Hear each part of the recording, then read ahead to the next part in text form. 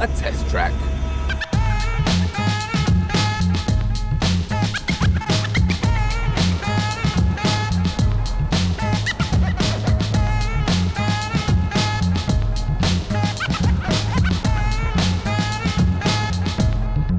Firstly, how does that ESP work? Well, it's a brilliant system that many motor manufacturers are now using to actually prevent cars from sliding. In an emergency avoidance situation, you can suddenly swerve left and then swerve right. And the system will actually apply just one rear brake to counter understeer or one front brake to counter oversteer. It's very impressive, but also very intrusive. So if you want to get to feel the car's basic handling, it's got to go off. The original TT would pitch into a big understeer or fall into lift-off oversteer, but the stiffer suspension has made the car much tauter, brought more feel into the steering, made it more neutral. By making the TT idiot-proof, they've actually made it into a better handling car.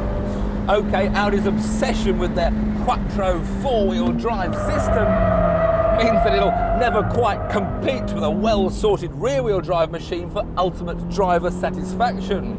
But then, do TT owners really care? This is a stonkingly good-looking machine with a stunning interior. The question is it worth the £32,000 price tag?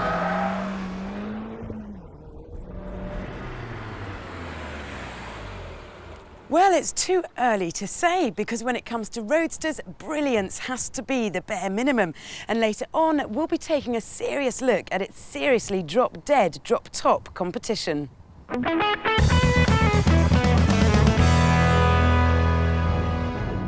In the beginning, man carried his worldly goods on his back, which was very uncomfortable and rather tiring. So he devised the horse and cart, which helped a bit, but wasn't much good for driving on the outside lane of motorways. So Ford invented the transit van. And cavemen have been driving them ever since. At its launch in '65, the new Transit caused a sensation, well, in the van world anyway. It was longer, wider, quicker and more comfortable than any van that had gone before. Its ability to discreetly carry half a dozen shooter-toting criminals and sacks of cash made it the ideal getaway van. In 1972, Transits were used in 95% of all bank jobs, and it was quickly dubbed Britain's most wanted van. The police weren't slow to get in on the act either. And then there were the pop and rock bands who could use their trannies to lug their gear to venues and then return later in the evening for some post-gig groupie entertainment. All of which has helped the Transit become the generic term for van, now outselling its closest competitor by a margin of 4-1. And after churning out over 4 million, Ford have decided to reinvent their old faithful. I give you the all-new, all-singing, all-dancing Ford Transit.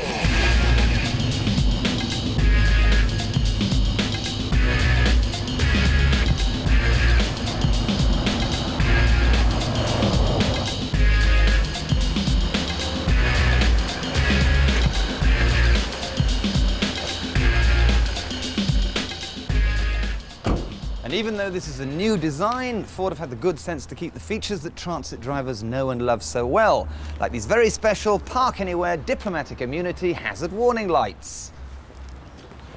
Our Transit may not be white, but this superb metallic finish still lends itself perfectly to scrawling the usual hilarious urban profanities on the back.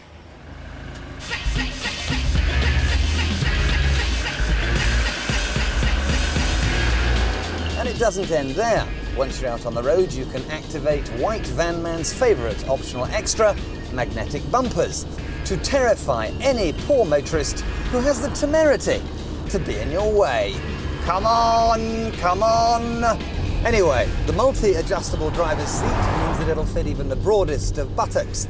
In fact, the whole deal feels more like a car than a van. It doesn't rattle like a tool bag full of spanners, the ride's quite pliant and forgiving, and it's actually quite quiet. Nice 2.4 turbocharged 16-valve diesel. You've got to keep it spinning between 3,000 and 4,000 RPM, but if you do that, it's got some heave. Go, baby, go! And that means that soon we'll be seeing Transits overtaking Lamborghinis at 165. Mark my words.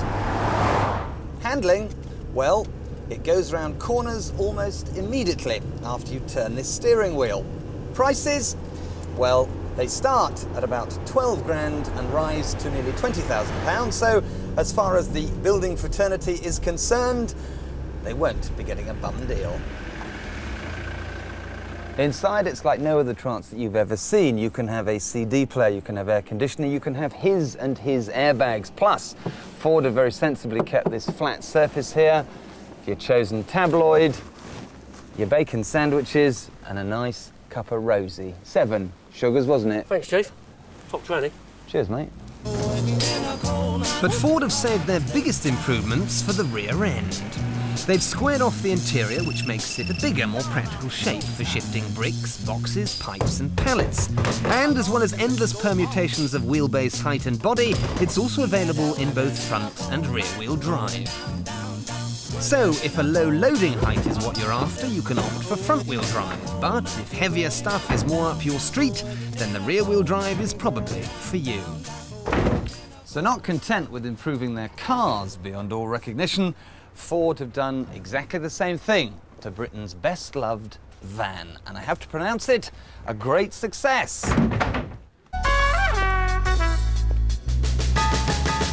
Right, darling.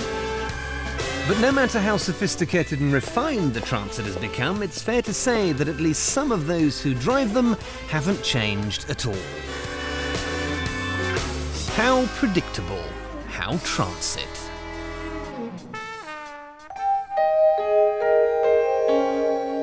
Kate, you've been having too much fun on Top Gear recently. Messing around in off-roaders, rallying, it just won't do. As punishment, I'm sending you into the wilderness. What wilderness? Oh, all right, Birmingham then. But you must drive the new Honda logo. Oh, and Kate, it's raining. What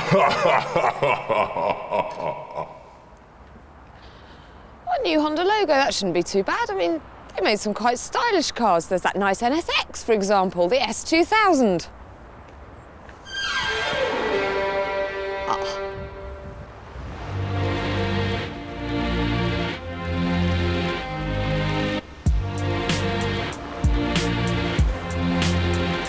This is Honda's new entrant into the town car bun fight, and it's up against some stiff competition, like the Fiat Punto and the splendid new Skoda Fabia. But they look chiselled and dynamic, whereas this is just bland and boxy. Frankly, it looks like a grandma's gadabout, and if you're under 80, you're going to be embarrassed to be seen in it. God, there's someone I know.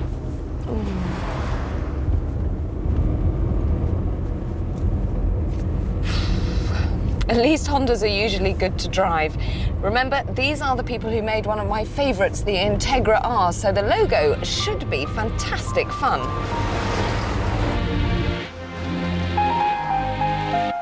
Except it's not.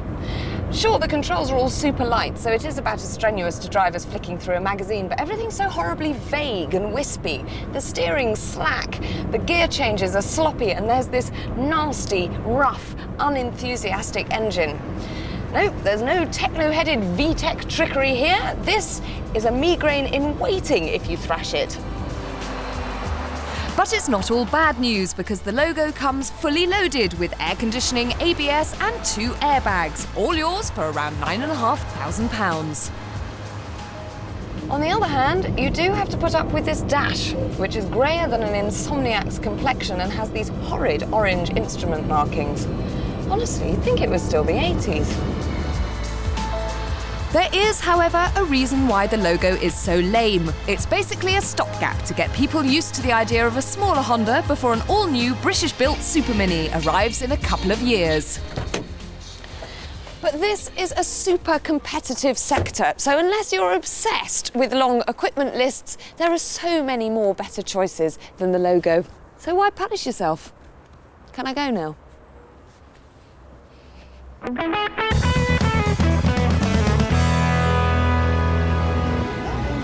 Earlier we saw that the new improved Audi TT is indeed a better car than the original. But how does it stand up against the rest of the Roadster rat pack? Well, for around £30,000 they come in all shapes and sizes, starting with the Honda S2000.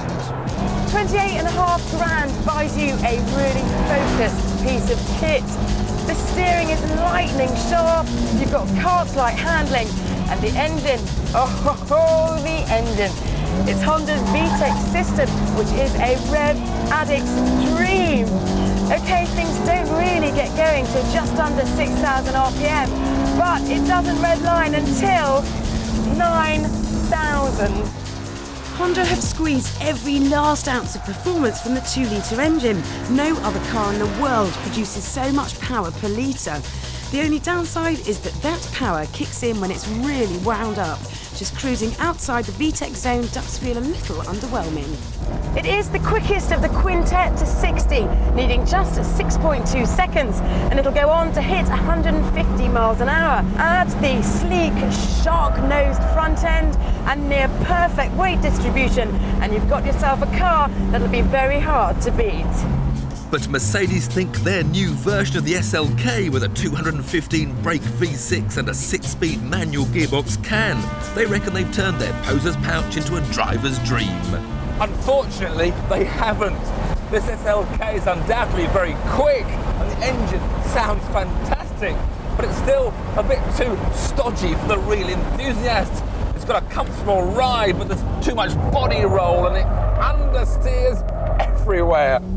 Indeed, only a touch of the handbrake or some real hooliganism will ever get this Merc sideways. As for the gearbox, well, let's just say you can tell Mercedes are more used to making automatics. Look, this is in gear, and there's about an inch of travel backwards and forwards. It's a big car, but it's out of shape. So what about the BMW Z3? Recently revamped, the 2.8-litre straight 6 must have a gloss finish because it is the smoothest engine here. But what isn't smooth is its on-road demeanour. It's difficult to relax behind the wheel because the front tyres are chasing every ripple in the road and the ride does its best to jolt you off course. With its snarling nose and sculpted bottom, it does, of course, look the business. But with so many around, it just doesn't make you feel special anymore.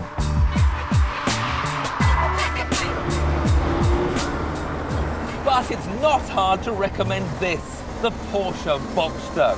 On the inside, you're nuzzled into your seat with these beautiful controls wrapped around you. Coupled to a consummate chassis, it provides the perfect platform from which to raid the road. This is the new 220 horsepower entry-level model. And it strikes a fine balance between sportiness and sophistication. The steering's superb, there's traction control to ease your mind if you simply want to sit back and cruise. But taken to a track with it switched off, it provides all the virtues of Porsche's racing pedigree. To be honest, there's so little to choose between them that it's difficult to pick a winner. The TT is the most beautiful, but it's just not quite involving enough for us. The BMW provides a real driver's challenge, but it's the only one here with less than 200 brake horsepower, and anyway, come July, the 3-litre will make this redundant. The SLK is a stylish long-distance cruiser, but even the new manual version is still too soft and soggy. Which leaves us with either the Honda or the Porsche, which we still haven't quite made up our minds on. So we're going to keep them for a little bit longer, see what they like to live with, and later we'll be taking them to the seaside to pick a winner.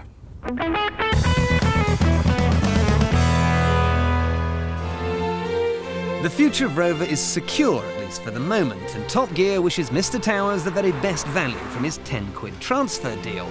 But what should Rover do now to restore its tarnished image and move into the car maker's Premier League? Well, that's exactly what Top Gear asked of top people who know a thing or two about branding and the it factor. I think it's not enough for Rover now to make good cars, because everyone's agreed that the Rover 75 was a great car. Their problem is that the mark, the Rover badge, doesn't say enough about the driver. If you think about Rover now, it's kind of wood and it's leather and it's the kind of car that people with string-back gloves used to drive. When I was starting EasyRentACar.com, we went to all the car makers and most of them responded. Rover didn't even return my calls. As a matter of fact, we went on to do a deal with Mercedes for 4,000 A-Class. So these are 4,000 cars that Rover did not sell.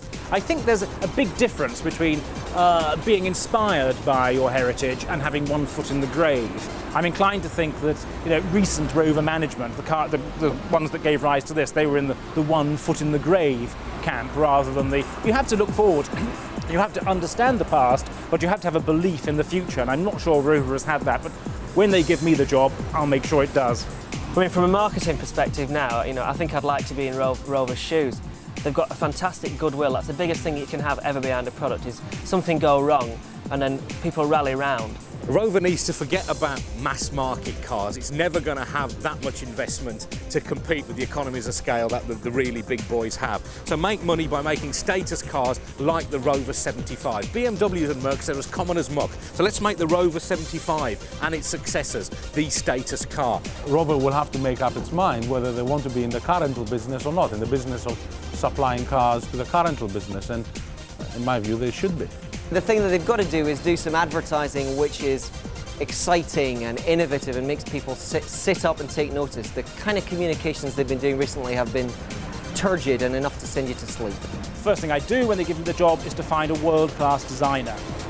And that designer would actually lead the company. He wouldn't be responsible to financial man, he wouldn't be responsible to marketeers. He'd be someone who had absolute creative vision and absolute managerial creative autonomy. Rover have got an image of kind of pensioner chic, which can be trendy in its own way, but it does need a bit of youth into it, and you know, taking somebody like me to come and design for you maybe, you know, that's what's required. All my life, Longbridge has been in decline. Let's turn it the other way now. The future's bright, the future's Longbridge.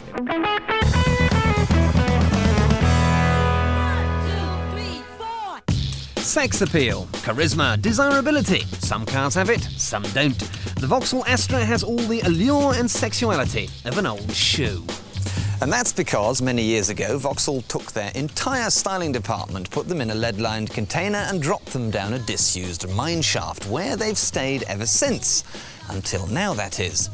The new Astra Coupe is the prettiest thing they've made in years.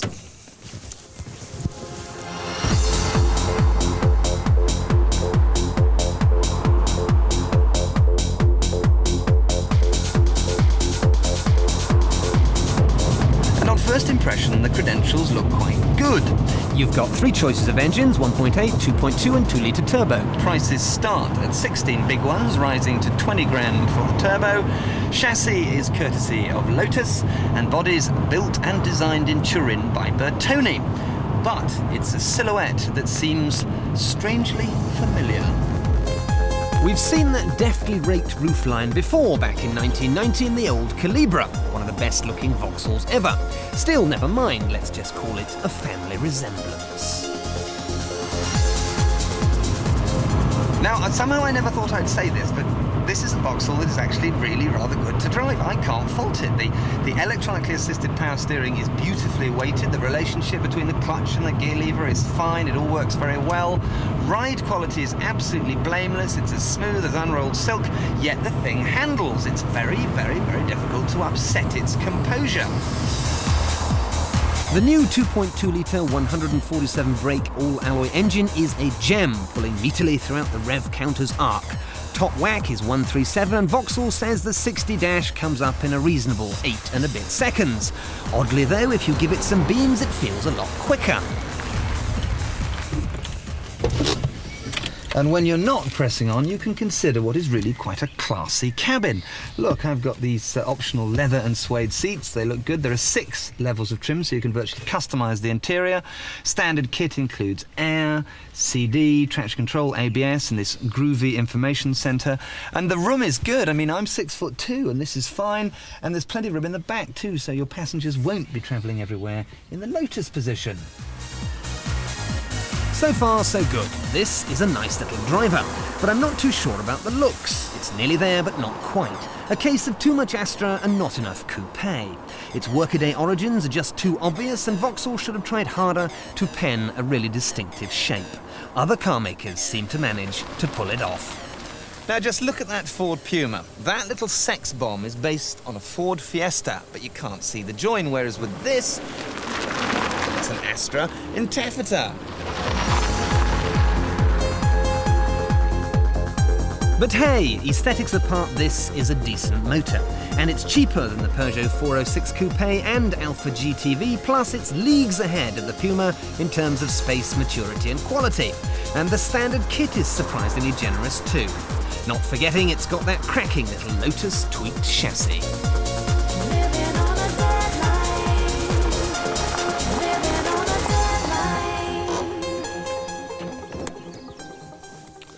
So, Luton's clever and couthy new coupe may not be agonisingly pretty, but for a Vauxhall it is a huge leap forward in the styling department. And I have the sneaking suspicion that when it goes on sale in the summer, they won't be needing to advertise it using a bearded geek. This car will sell itself.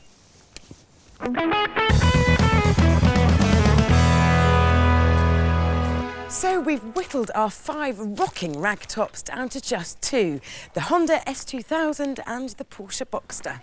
The Roadster is supposed to be the ultimate car for a cheeky weekend away, and we're having great fun here at the seaside, seeing which one best stands the tests of our trip. Like which roof goes up the quickest when it starts to rain. Oh, we're so cheap. Yep, it's the roof run.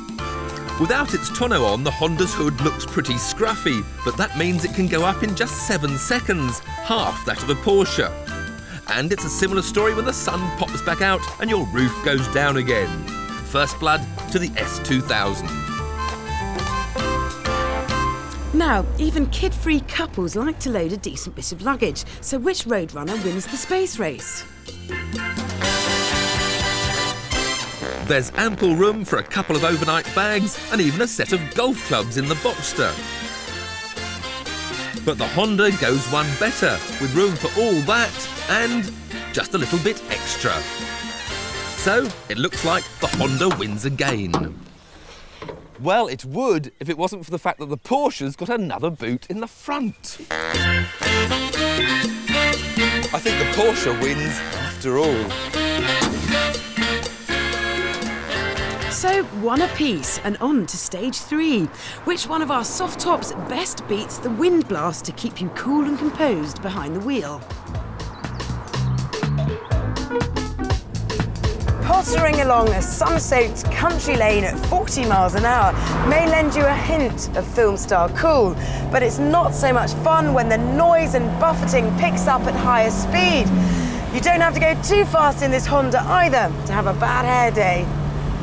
While I'm sitting snugly in the Porsche, keeping up with Vix with hardly any buffeting at all. And that's thanks partly to this Perspex screen that sits between the rollover hoops. Another point to Porsche. Now, performance is always going to be a key factor with Roadsters, but just for a moment, forget BHP and think MPG. Now, both cars have exactly the same fuel consumption at just under 30 miles to the gallon. But the Porsche can take an extra 3 gallons in its tank and has a range of about 400 miles, which is 100 more than the Honda's. So, if like me, you simply hate stopping, the Boxster wins this test. See you, Vix! Now, forget about practicalities and think about posing. In this utterly unscientific test, which one of our finalists gets your vote for the best looking motor?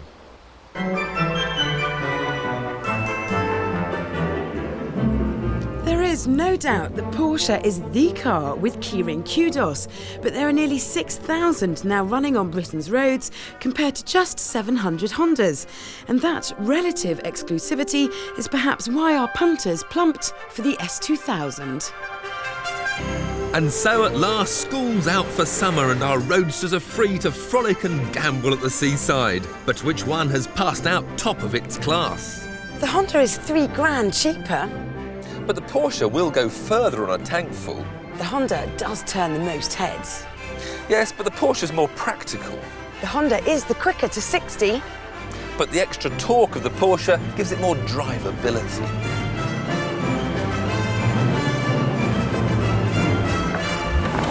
And it's that drivability that perhaps clinches it for the Stuttgart Stallion. The sum of its parts is quite simply greater than the Honda's. The S2000's VTEC power delivery is too frantic for everyday use, but its interior is too bland. If you're going to live with a Roadster, then quite frankly, the Porsche is the class act.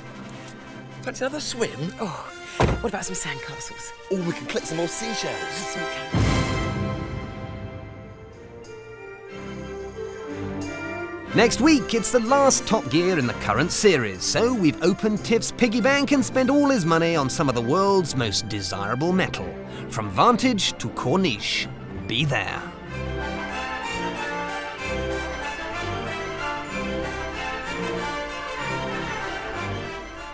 In half an hour, China's first sex clinic opens its doors in Dr. Chen's Sex Revolution. That's after Julian Richards unearths a gruesome find in Meet the Ancestors next.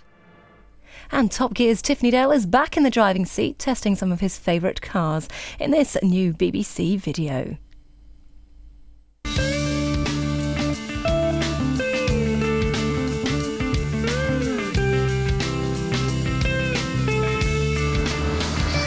Hello.